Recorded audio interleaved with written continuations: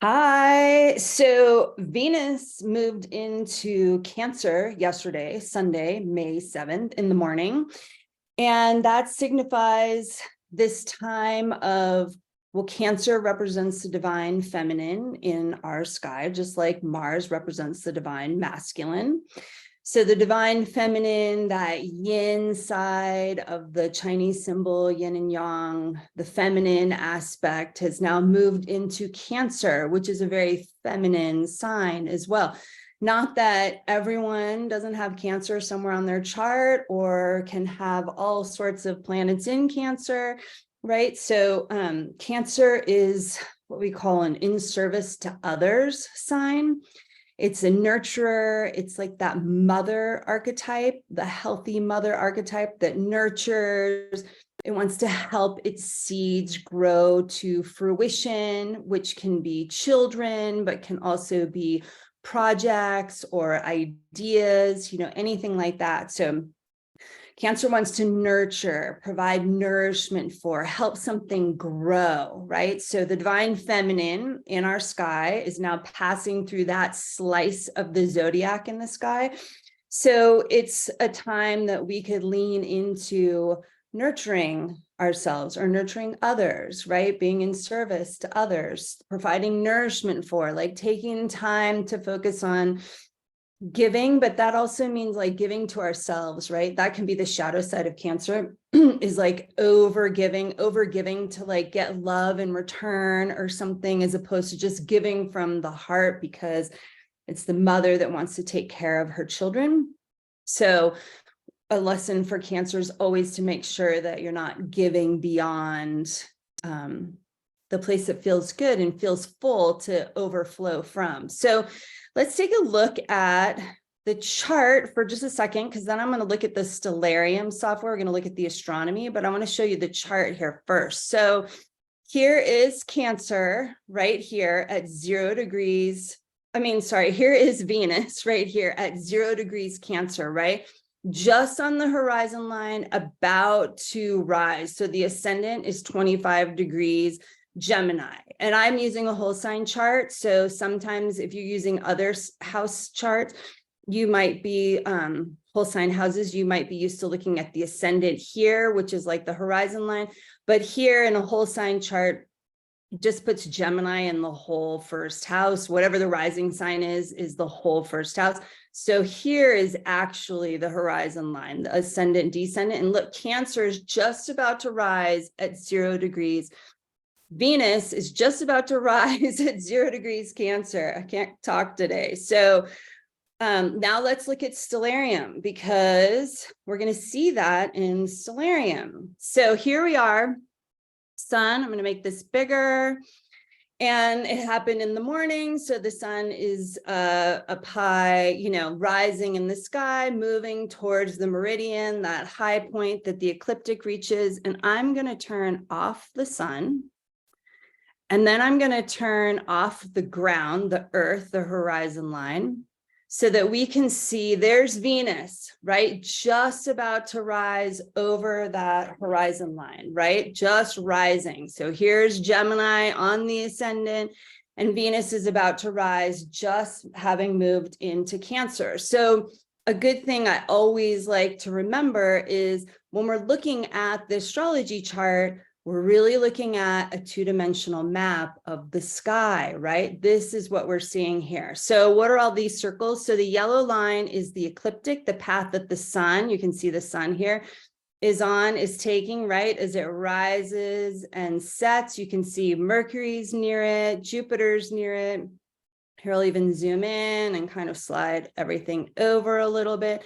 And now I'm going to add in the constellations and the constellation art so we can see this part of the sky.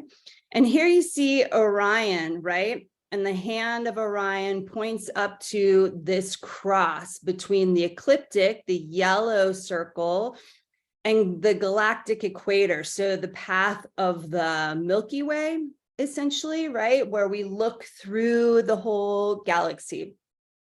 And this point right here where they cross right on this hand of Orion is considered galactic edge. So this is where we look out of the galaxy. And this is that 0 Cancer point right here. So this is when the sun reaches here, that's when we have the June solstice, but Venus has just reached here, right? So Venus is at this galactic edge, right? So it's considered the silver gates. It's part of this sacred hoop of stars I've talked about before, where lots of different indigenous people say we incarnate through, right? So the sacred hoop is a Lakota Dakota term that they use, but many different cultures say this is where we come in through. Some say they came from the Pleiades, but this is like a juiced up area of the sky, this 0 degrees Cancer, which is there right now. That's not always at the galactic cross, which is what this is called, but it is right now in our lifetime. So here we are, Venus has just moved into Cancer, right here on this hand of Orion at this galactic cross. Venus is a little above the ecliptic, so it's just not right at this cross, but that's the place that it aligns to.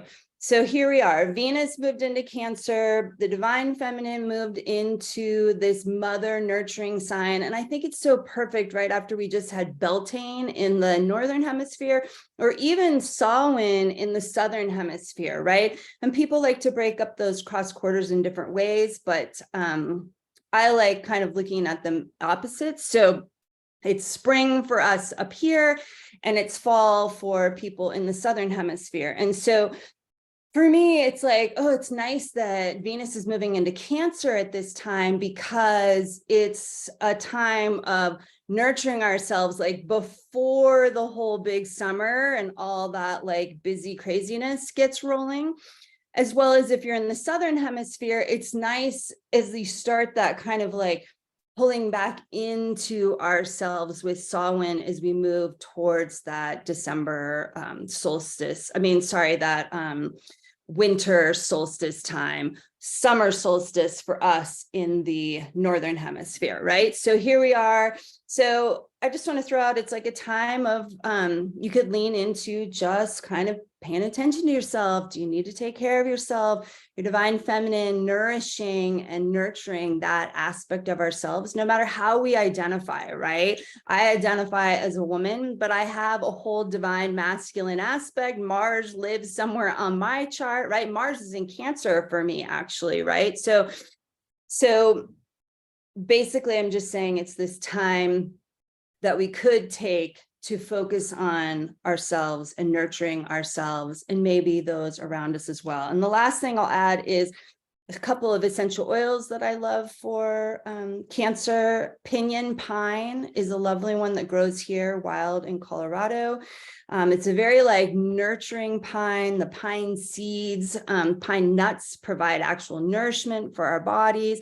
Blue chamomile is another one, which is perfect too, because Venus is at the throat chakra gate right now, which if you're unfamiliar with that, you could look at Venus alchemy, and we have a bunch of different videos explaining that. But throughout the Venus cycle, Venus moves through these different chakras as she aligns with the moon each month. So right now we're in the throat chakra, so it's perfect to use a blue essences like blue chamomile. I'm using blue chamomile, or maybe blue spruce, or blue cypress, or blue tansy, even yarrow on my throat every morning, just as a reminder, a touchstone. That's why I like using the essential oils, just because they do provide that touchstone to help us remember and tune into and come more into the vibration of what is happening in the sky.